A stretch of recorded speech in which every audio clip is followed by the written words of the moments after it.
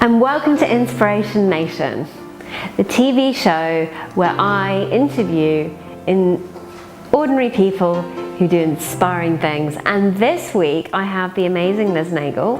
Liz is a lady who I've met, when did I meet? Probably about 6 months ago. And I instantly felt a connection with her. And as a result of that connection, a really inspiring story unfolded. So it just felt right to bring her on the show today. Hi Liz, how are you doing? Hi Marina, how are you? I'm great, thank you. So Liz, one of the things that really stood out to me when we were talking was your journey with cancer, breast cancer. And I was really curious about that, and we talked about it at length. But that's kind of where I wanted to start, because I know that it was a very profound moment for you in terms of what you do now. And I would just love to know more about the story behind it, what happened, you know, where it took you and where it's taken you, really. Okay, I wasn't expecting that. Okay, well, gosh, how long ago is it now? It must be 8 or 9 years ago. I was working as a naturopath in a clinic in Ireland where they did thermography. And it was a naturopathic clinic, and we had GPs and nurses there as well. So it was a fully integrated clinic, but naturopath-led, which, just to explain a little bit, most integrated clinics are led by a medical doctor, and they might have acupuncture or reflexology or counselling or something, and that's what they call integrative. But this was, you know, a naturopathic, natural medicine clinic, and it was led by the naturopaths. There were 3 or 4 naturopaths working there, and we had 1 GP and 1 medical nurse. And we all worked from that perspective of trying to do the most good, in the most natural way, least invasive. So anyway, that's where I was working. And I hadn't come across thermal imaging before. And they used it in this clinic as an alternative to breast screening using X-ray.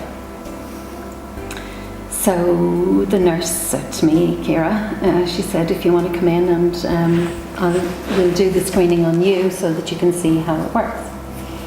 So I went in, just playing around with it really, and she said that she saw an anomaly.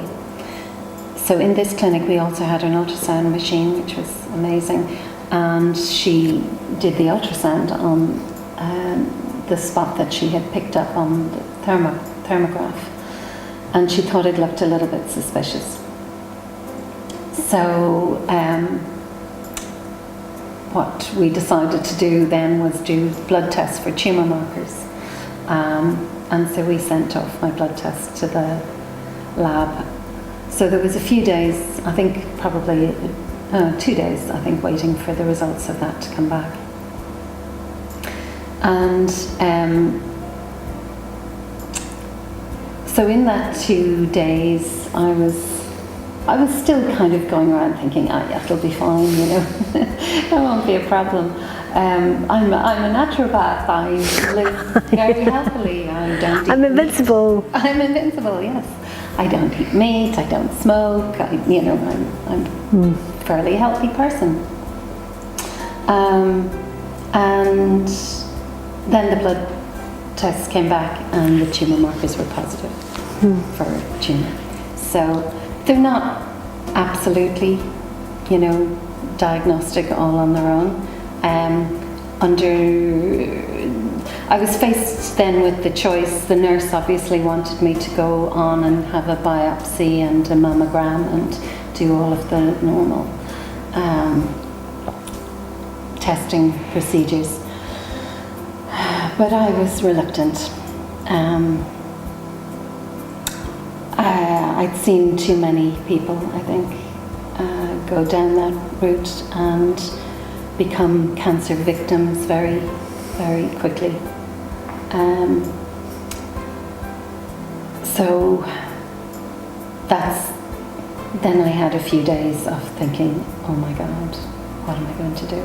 What am I going to do? And I didn't tell anyone. I didn't tell my friends, I didn't tell my family, I didn't tell my partner. Because I didn't want anybody else's opinions to influence my choices and my decisions. I didn't want their fear.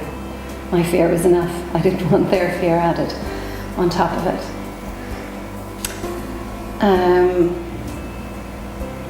And so I was going around in this little haze and daze of just, what am I going to do? This is really, really scary. I don't want to die. I don't want to lose my little breast. I don't want to, lose my hair. I don't want to be sick as a dog. I don't want to be a cancer victim. And I remember going to bed probably 2 or 3 nights later and waking up in the middle of the night with this light bulb just going on in my head. I suddenly realised it wasn't the lump in my breast that I was terrified of. I was terrified of the treatments. I was terrified of surgery, of chemotherapy, of radiotherapy, of going into the hospital and being treated like a patient. That's what I was afraid of. And I suddenly realised then that, you know what, I have the tools. I've spent my whole life learning these tools to help myself through this. And I'm surrounded where I work and my friends, everybody has the information and the tools and the skills to help me through this. So I just made the decision, that's it, I'm just going the natural route. And if I die, I die. But I'm not going to be a victim. I'm not going to be, just go get on the roller coaster.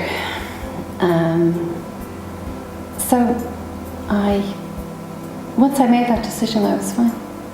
I was fine. I just cleaned up my diet even more, and did, took the herbs, took the supplements, loads of vitamin C, mushroom supplements, selenium, magnesium.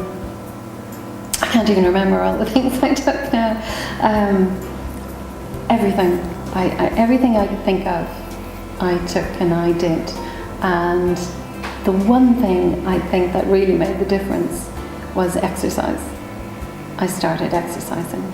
And just going for walks, nothing, I didn't join a gym or nothing expensive, just going for walks every day and swinging my arms. I took the underwired bra off.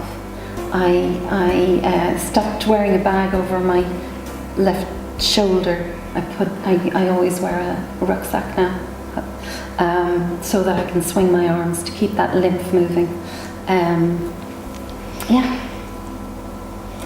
Jump in at any time. I feel like I've been talking forever. No, I'm just really loved your story. And how long did it take for you to recover? That time, because it came back. Oh, it came back. Later. That time it took about at least 6 months anyway, I'd say, at least 6 months. But we did a follow-up thermal scan every 3 months. And, I was, it was cooling down and clearing up. And we just kept an eye on it with the thermography and the ultrasound. So what you're effectively saying is that you can actually cure cancer by... I would never use the word cure, but You could actually I was able to reverse it. You're able to reverse cancer by doing the natural way. Yes. And but then it came back. Yes, it came back a few years later. My husband Brendan was very ill. He was on kidney dialysis and he had to get a transplant, and I don't know, at some point over that time I was very stressed. It was a very stressful time. It was very stressful, and at some point over that time I remember noticing a little niggling feeling and thinking, I think that's back. At this point I had my own thermal imaging camera. Unfortunately that clinic closed down that I had been working in, but I had my own thermal imaging camera at this point, and I just was keeping an eye on things. But you know, like us all, we forget to kind of treat ourselves or look at ourselves. So I hadn't done my own scan in quite a while, but when I did it, I saw the hot spot again. So this time, am I getting the timings right? Yeah, this time I had found a practitioner who did biomagnetic pair therapy, and we were swapping treatments. I was giving him diet and nutritional advice, and he was practicing on me with the biomagnetic pair. And he said, yes, that he felt that I had developed something again in my breast, but that it would probably be reversible. So again, I cleaned up my diet because I'd slipped, as you do, you know, we all do. So I cleaned up my diet again and got out there walking. And I swear to God, I think we all know the thing that we don't do that we should do. And we'll do everything else to the nth degree except that one thing. And exercise is that one thing for me. I don't know why. I just am reluctant to kick myself off the couch sometimes.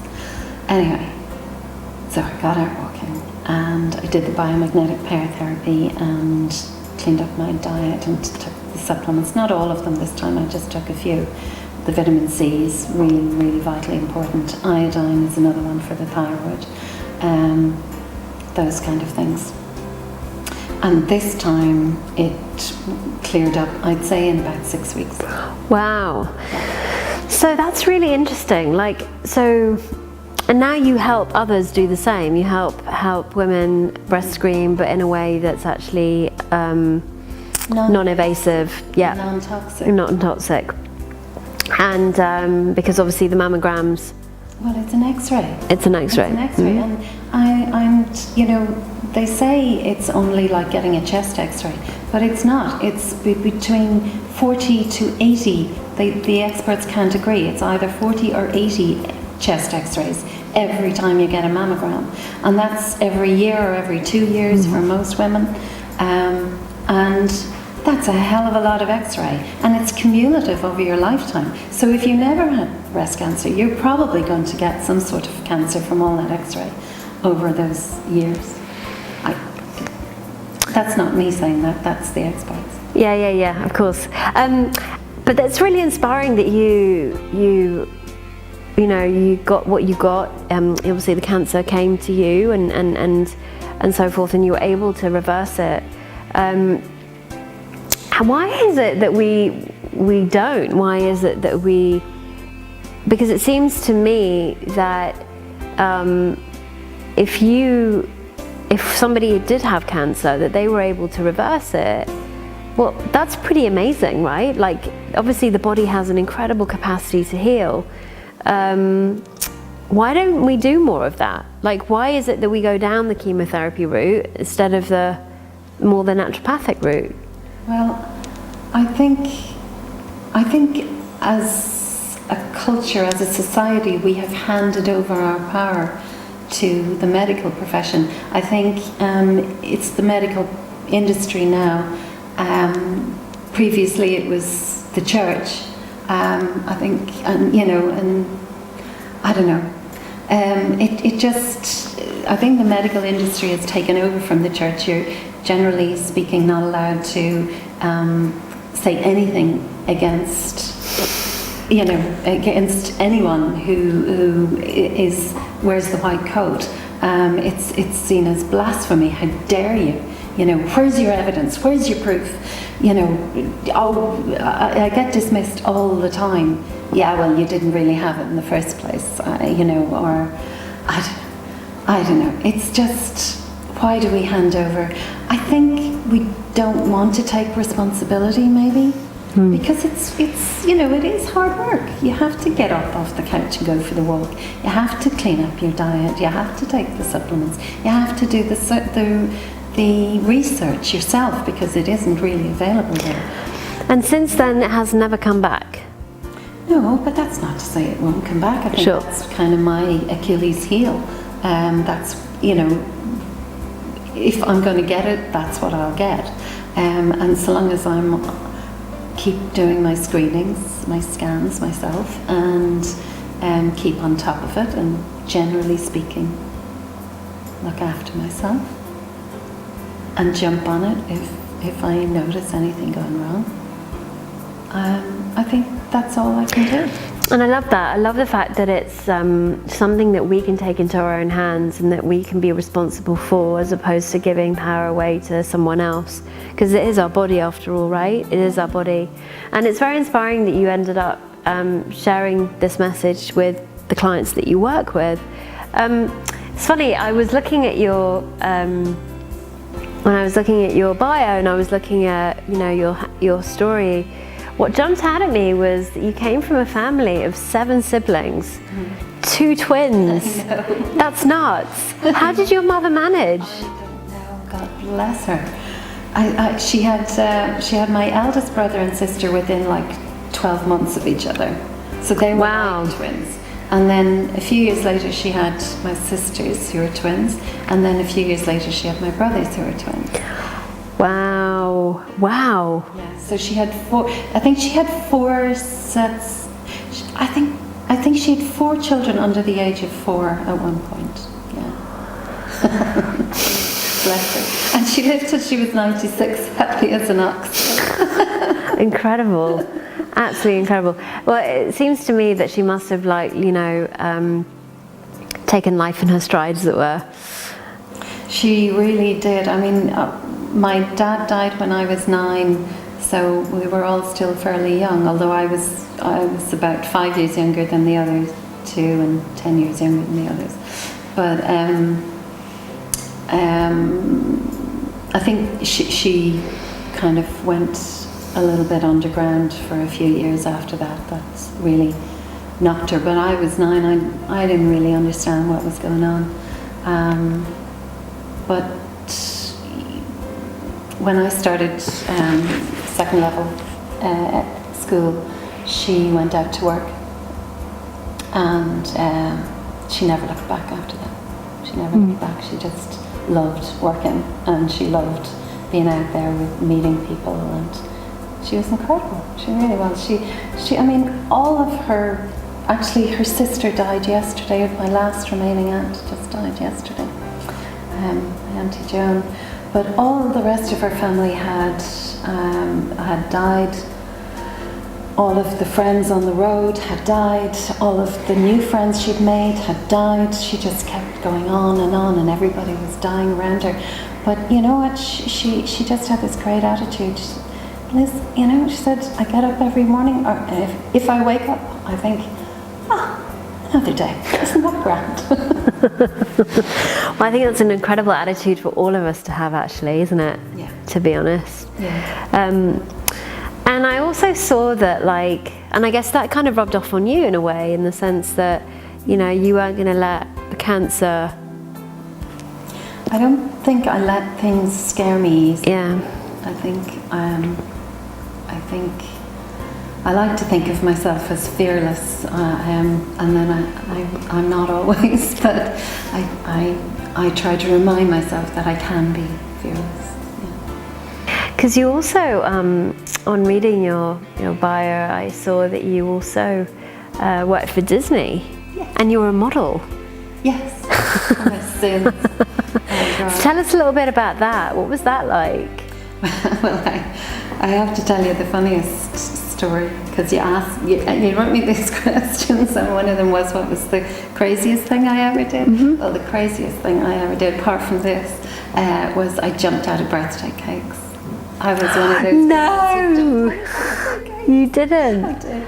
Wow. How do you jump out of birthday cakes? Oh, they make these huge big wooden things. It's not a cake at all. It's a big wooden yoke. And it was very funny. It was in a nightclub, and I had to hide in there with my bottle of champagne until I got the knock to pop out and spray the champagne over everybody. How did you get involved in that? I was a cocktail waitress in a nightclub. That's what I did when I was young and kind of slimmer. And so that was fun. That was great fun. Except that when they gave me the knock, I had lost the cork of the champagne. It had just gone in the pitch dark, and I couldn't find it. Anyway, you can't get a champagne cork back in, so I had to get up, and I was shaking it like mad, and tried to spray it off. It was a bit disappointing, but anyway, it was good fun. Modelling. I did a little bit of ramp modelling, not much. I was never really tall enough, but it was good fun. It was good fun. Wedding shows and wedding fairs and things like that. All these amazing gowns, designer gowns. So it's almost like a past life, really, because you went from that to what you do now. It's totally different, right? It's kind of totally different. I was always into nutrition, and I never smoked. I never did much exercise, but always into eating well and eating healthy. Working with Disney was good. I went to university when in my 30s after my son, and as a mature student, and came out of that and worked for Disney for 5 years in the home entertainment sales. Completely different. Completely different. Very stressful. But it was good fun as well, because I got to go to all the premieres, got to go to Disneyland and stay in the nice big hotel. And they had the best parties ever. Best parties. Do you need to jump out of a cake then? No, I didn't. No, thankfully. No, I left that behind. Just 2 birthday cakes. That's all I did. Just 2? Just 2. Yeah. Oh. One was for a travel company, and the other was for they were corporate things, not personal. What was the other one for? I can't remember. So what was your highlight of working for Disney? Highlight of working for Disney was on a lush note. We had our Christmas parties in the Clarence Hotel in Dublin, which is like the hotel. You two own it, and we had it in the suite on top with the jacuzzi, and I got to stay overnight. And so the Clarence was kind of our watering hole. So we had our Christmas parties there. That was cool.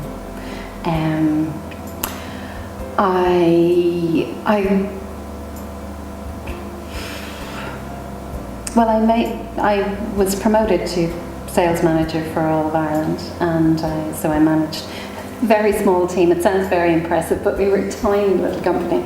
I think I had 1 full-time employee and probably 2 part-timers, but I had a whole team of people out all around the country as well. So that was cool.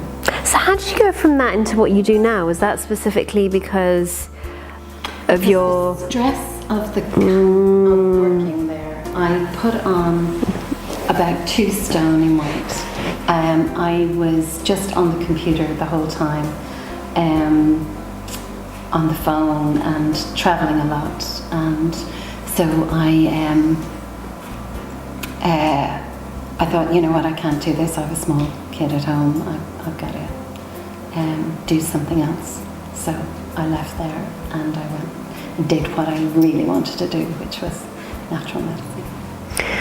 I think it's wonderful because obviously, you know, there is an opportunity here for anyone that's watching, or, you know, anyone in the world, to kind of wake up to the fact that they can actually go down a more natural route, because the body does heal, correct? It really does. Yeah. And we just need to know how to support it in that way to make it work in the way that it needs to work. And there isn't a formula, you know, there isn't one way. It's different for everyone, and like I say, my thing is to get up off the couch, and somebody else will have another thing that they need to do. But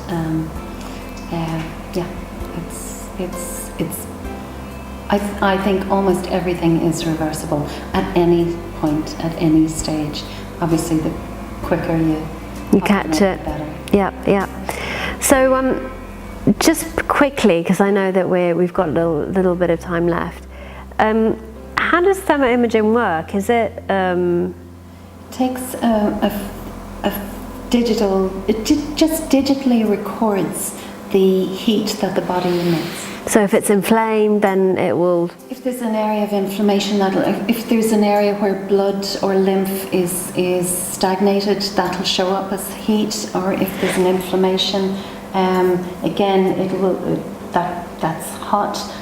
Or if there's nerve damage or peripheral neuropathy, that'll show up as cold. It's as simple as that. We're looking for symmetry, both sides of the body to be almost the same, relatively similar, and we're looking for stability over time. You know, in a 3-month period. So anybody can get this done. It can be a regular checkup. It's non-invasive. Yeah. Well, it sounds to me like, you know... It's not just for breasts, it's for the whole body. It's for the whole body. Yeah. So that's wonderful work that you do, Liz, and you know, it's an incredible alternative to the usual mammogram stuff, which obviously isn't great for us at all. So one final thing I have to ask is, who inspires you? Like, if you pick one person, who would that be?